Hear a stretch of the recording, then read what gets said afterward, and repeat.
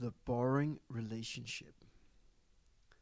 If you're thinking about going into couples therapy or counseling, you're thinking about doing it, it can be very helpful to have a certain kind of image about where you want to go. What does the end product here look like? Many couples experiences being stuck in the same conflicts and they are wearing each other down.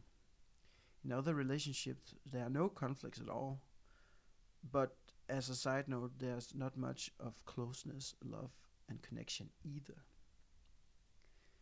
But what if we, through couples therapy, could work with pulling our projections home? And by projections, I mean those disowned parts of ourselves that we aren't ready to accept yet. What if we can calm down our inner children and create a safe zone around the couple?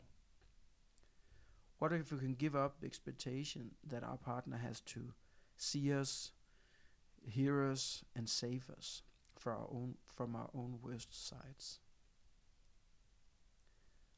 What if we weren't all the time scared that our partner would leave us?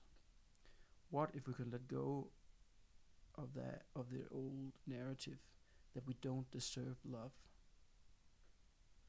In other words, what is left when we have done our work in the couples therapy? Well, the boring relationship is my attempt at putting up a conceptualization of a type of relationship where the conflicts are reduced by, let's say, 80%. And that is both in how many times it happens and the intensity of it happening. But without it undermining the love of the relationship and the security of the relationship. In a boring relationship, you're allowed to be exactly who you are. And at the same time, there's room for improvement and development if you wish so. In a boring relationship, both parts have said a big yes to each other. And the relationship is not all the time in danger of breaking apart. In a boring relationship, the basic struggle about the love in the relationship has been solved and transcended, and both parts has found an inner peace within themselves and within life. In the boring relationship, you can be silent together. Most relationship drama happens in the crossroad between the expectation we have for the relationship and then the way the relationship actually is.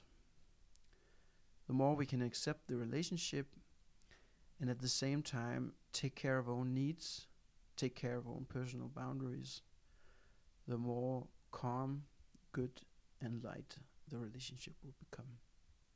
When the I and the you finds their peace, then the we flowers, and the we contains both the I and the you and is transcended of both. Other people will feel nourished in the company of the boring we. I'm a couples therapist, and I really like going on the journey with couples in order to transform their relationship into the boring relationship, because every relationship has deserved a little bit of boringness once in a while.